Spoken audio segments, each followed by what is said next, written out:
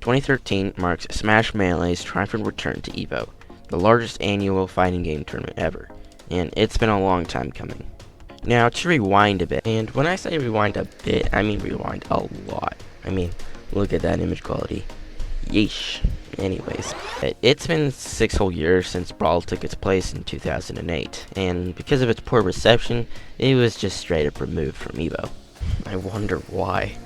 Okay, in all seriousness, the reason why it was removed is because it didn't meet the competitive standard that Melee set for the classic platform fighter.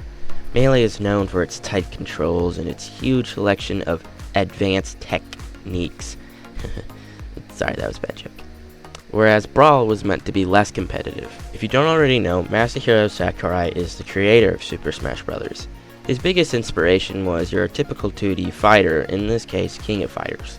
The idea first came to him when he was at an arcade playing King of Fighters, when a couple would come in and play as well, only to get thoroughly beaten by Sakurai. Sakurai would look over at the couple only to see confusion. 2D fighters are very complicated and they require lots of time to understand. So to fix this problem, he created Super Smash Bros., a game that casuals and longtime fans could enjoy together. This of course starts to cause some problems when the game is meant to be a party game and not an esport. But when a few million fans want to make it an esport, there starts to be some confrontation. The result of this confrontation is a brawl. Sorry, I meant brawl as in the game, not like an actual brawl. Sakurai didn't really like what Melee had become, so when he started making Brawl, he made it much less competitive, adding in stuff like random tripping. So as you can probably tell by now, Sakurai was somewhat against the idea of Smash being an esport, even going as far as to call the fans fanatics. But in 2013, EVO's tournament organizers announced that whichever FGC game raised the most money for charity would be given a spot in EVO's lineup. And the Melee community did not take this chance for granted, because as we know, Smash Melee won. But not long before the tournament started, Nintendo announced that EVO would not be allowed to broadcast the tournament. This sent waves of anger through Smash and gaming communities alike.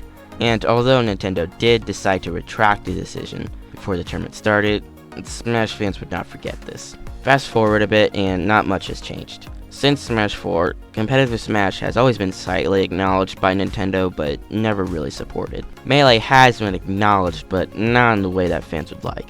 You already know about EVO 2013, but that is far from the only time Nintendo has sent cease and desist orders to tournaments, specifically Melee tournaments. It has happened countless times and for a multitude of reasons. Anyone remember #FreeMelee? It was another movement that was spurred on by the fact that Nintendo had sent another cease and desist order to the Big House 5, which is one of the more important annual events. This time for the use of Slippi, which is a modded version of Smash Melee that allows for online play, which was the only way that we could have competitive Smash Melee events during COVID. Whatever reasons Nintendo had for not liking Slippi, it didn't matter. It only made the relationship between Nintendo and its Smash fans all the worse. Things would continue to get worse in 2021, when Nintendo would hold its own tournament for Ultimate, which may sound like a good thing, but here's the catch. It went against the entirety of the rule set that the competitive Smash scene upholds. 3 stock, no items, a specific selection of stages, and no FS meter.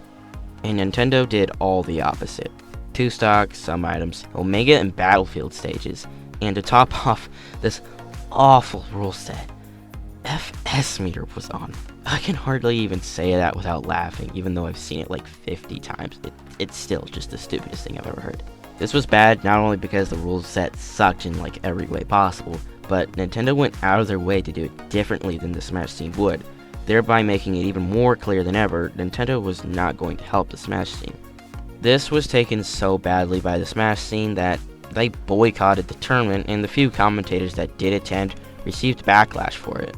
After all of this and many other things I did not mention, you can probably start to see how the Smash scene did not get along with Nintendo, whether it be the company shutting down tournament after tournament or the creator himself being against competitive Smash. It is painfully clear that the relationship was not in a good place. At this point, the fans had just given up. All they really wanted was for Nintendo to leave them alone, since they had already given up on Nintendo ever helping the scene grow. They believed that they could do it themselves, as they had been for the past 10, 15, 20 years. And of course, they didn't need Nintendo's help, as much as they wanted it. At this point, Nintendo being involved doesn't mean anything good, so at this point they had just given up. Yet on November 18th, Panda Global, who had been the biggest supporter of the Smash scene since Panda was founded, announced that they were partnering with Nintendo to host the first officially licensed tournament circuit. And not only for Ultimate, but for Melee as well. Now, an interesting question is why? I think there's a big conversation to be had here, and I have a few theories of my own. First off, I think a potential factor is the Smash vs. tournament that I have previously mentioned. Now, there is a pretty good chance that there is no correlation here, considering that this is very recent, and chances are that this circuit has been in the works for a very long time. But it's not impossible. They may have seen the feedback and finally decided to do it our way instead of their way, although it is unlikely. Second is Valve and Riot Games. I think this may be the biggest factor, since esports has grown to be huge and most of the growth has been in the last 10 years. And most of that work has been done by Valve and Riot Games, aside from the communities themselves. Valve and Riot have poured millions of dollars, maybe even billions, into their esports, which includes CSGO, League of Legends, and Dota 2. I think Nintendo saw this and wants in on the action.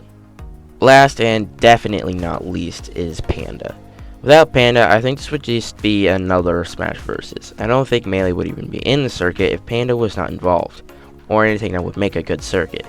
I doubt there would even be cash prizes, so I give huge props to Panda. They're the only reason why I have any faith in this, and yeah, props to Panda. Of course, this changes everything. Although we don't know much of how this tournament circuit will be set up, the fact is that for the first time ever, Nintendo is not only helping Ultimate and Melee, but they're doing it with Panda, which means they're also helping the scene. But here's the big question, will it last? If it did, we could see Smash rise to a tier 1 esports status. It could stand alongside CSGO, League of Legends, and Dota 2. With the money in Nintendo's pockets and Panda's organizing, we could see a legitimate league started. And it wouldn't take much. As long as Nintendo funded marketing and prize pots, the Smash scene would grow extremely fast. No longer just being held up by its die-hard community, but being a mainstream sport. And if not, doesn't matter. The Smash scene is one of the longest running esports ever and has only gone uphill since 2013. Melee isn't going anywhere, nor Ultimate, unless we see another Smash game that could take Ultimate's place. Smash will continue to grow with or without Nintendo's help. There is a reason why Melee has survived for 18 seasons, countless shutdowns from Nintendo, and new installments in the franchise. The reason why is not because of Nintendo, or Panda, or even the specific game itself. It's because of the community that holds it up and refuses to die. Whether it's Melee or Ultimate, Smash scene will be here, refusing to go, refusing to give up on their game, and refusing to die. With all that said, I think that we could all agree that this could very well be a new era for Smash, where Nintendo and fans work together to help further grow Smash.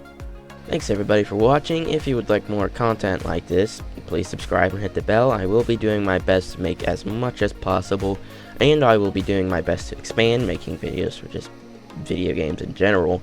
And I will be receiving a Pocket Analog soon, so I will most likely make a review for that. So yeah, just hit subscribe, hit the bell so you don't miss my next video, and bye. And hit the thumbs up.